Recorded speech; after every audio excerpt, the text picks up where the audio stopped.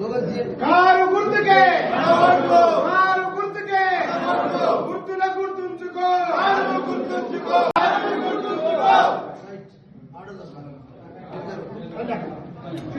500 రూపాయలకే gas cylinder ఇస్తామని చెప్పిండు. అది లేదని మా సోదరి మళ్ళీ చెప్తా ఉన్నాడు. కళ్యాణ లక్ష్మి కేసీఆర్ 1,01,100 పదాలు ఇస్తున్నాడు. నేను ముఖ్యమంత్రి అయిన వెంటనే నేను తులం బంగారం ఇస్తా అని చెప్పిండు. అది కూడా చేయలే. అన్నిటికంటే పాపం కేసీఆర్ 2,000 పెన్షన్ ఇస్తున్నాడు. పెద్ద మనుషులకు, భర్తలు కోల్పోయిన వాళ్ళకు పాపం దురదృష్టవశాత్తు భర్తలు కోల్పోయినరు. వికలాంగులకు, బీడీ కార్మికులకు, ఎయిడ్స్ పేషెంట్స్ కు ఈ రకంగా పెన్షన్లు కేసీఆర్ అయితే ఇస్తున్నాడో అవన్నిటికంటే నేను డబల్ ఇస్తా. ఇగో నవంబర్ 30, 2023 నాడు ఎన్నికలు అవుతాయి. ఇదే నెల ఆఖరిగా కేసీఆర్ 2,000 పెన్షన్. రేపు నేను డిసెంబర్లో ముఖ్యమంత్రి అయింటే ముందు మీకు పెన్షన్లు 4,000, మహాలక్ష్మి ప్రతి అక్క చెల్లెలకు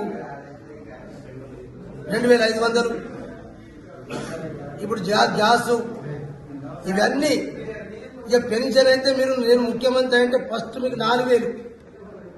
ఇట్లా పాపం ఆశలు పెట్టిండ్రు. ఆశలు పెట్టి ఆడవాళ్ళందరూ ఓట్లు వేసుకున్నాడు.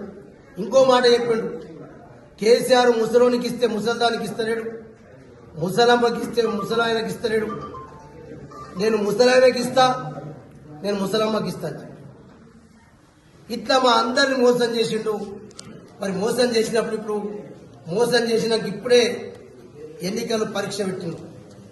మనం ఏముంటది, ఎలక్షన్ అనేది, ఓటు అనేది బాబాసాహెబ్ అంబేద్కర్ ఇచ్చినటువంటి ఒక గొప్ప ఆయుధం.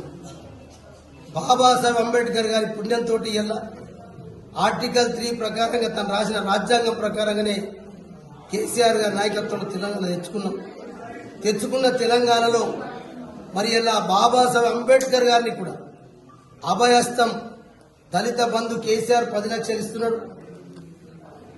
నేను బాబాసాహెబ్ అంబేద్కర్ గారి పేరు మీదే, బాబాసాహెబ్ అంబేద్కర్ గారి పేరుతోటే 12 లక్షల రూపాయలు మా దళిత బంధు జాగల మరి బాబాసాహెబ్ అంబేద్కర్ పేరుతోటి అభయహస్తం పేరు పెట్టి ఆయన పేరు బాబాసాహెబ్ అంబేద్కర్ గారు కూడా మోసం చేసింది. ఇట్లా ఆదిలాబాద్లో యూనివర్సిటీ ఇస్తా అని చెప్పిండు. అది ఇప్పుడు బాసర తీసుకుపోతుందని చెప్పి మనం నిర్మల చెప్పిండు. ఇవాళ మన దగ్గర ఇంజనీరింగ్ కాలేజ్ వచ్చింది. పాయల్ శంకర్ గారు ఇంజనీరింగ్ కాలేజీని ఇప్పటిదాకా మొదలు పెట్టలే.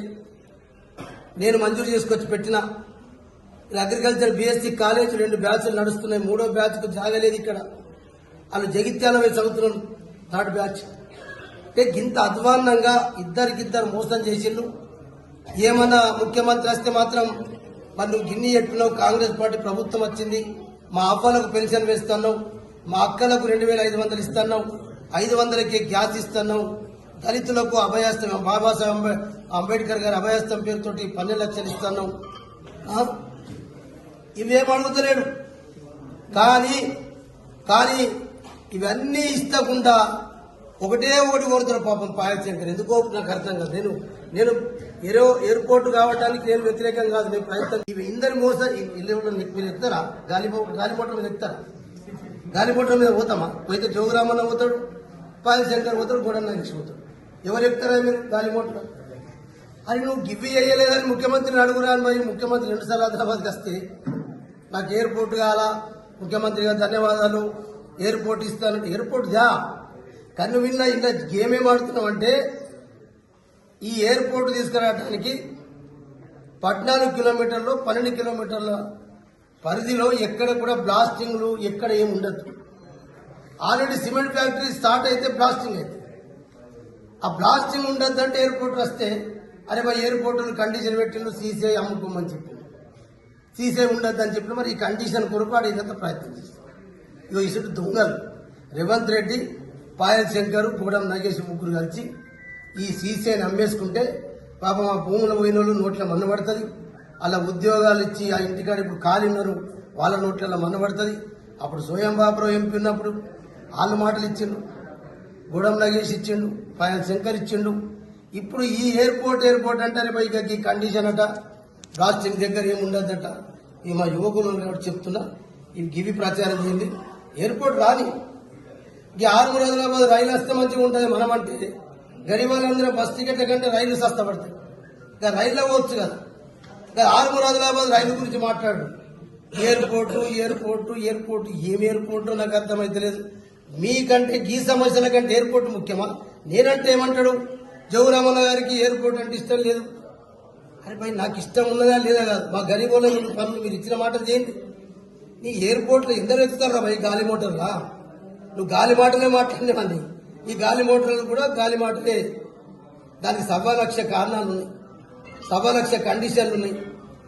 ఇంకొక 700 ఎకరాలు భూములు కొనాలా? అక్కడ రైతులు ధర లెక్క చెప్తారు. ఆ ధర లెక్క చెప్పిన ప్రకారంగా ప్రభుత్వం ఇయ్యరాదు. ఇవన్నీ కొర్రీలు పెట్టించేసి సీసీని అమ్ముకోవడానికి ప్రయత్నం చేస్తున్నామని చెప్తున్నా. మరి నేను అడుగుతున్నా కదా, నాకు ఎయిర్పోర్ట్ కావాలి కానీ సీసీఐని కూడా ఓపెన్ చేపిస్తాను. ఒక మాట ఎందుకు మాట్లాడు? ముఖ్యమంత్రి తోటి మా సీసీఐ ఓపెన్ కాలేదు ఎందుకడు? ముఖ్యమంత్రి బామాడిది వచ్చి చూసిపోయాడు. సరిగా జైపాల్ రెడ్డి గారి కొడుకు వచ్చి ఆ ఫ్యాక్టరీ జాగా చూసి అది లేఅవుట్ చేసుకుని మంచిగా ఖాళీ చేసి అమ్ముకుందాం, పాయల శంకర్ రేవంత్ రెడ్డి తిందామన్న ఆశతోటి అది అటు నడుస్తుంది. నువ్వు చెప్పు పాయల శంకర్, నేను ఎట్టి పరిస్థితుల్లో సీసీఐని కూడా పునః ప్రారంభిస్తా. సీసీఐని ముందు పునః ప్రారంభించు, ఎయిర్పోర్ట్ కూడా చేయు. మేము మీకు 2 వచ్చినాక నీకు సన్మానం నేను చేస్తాం.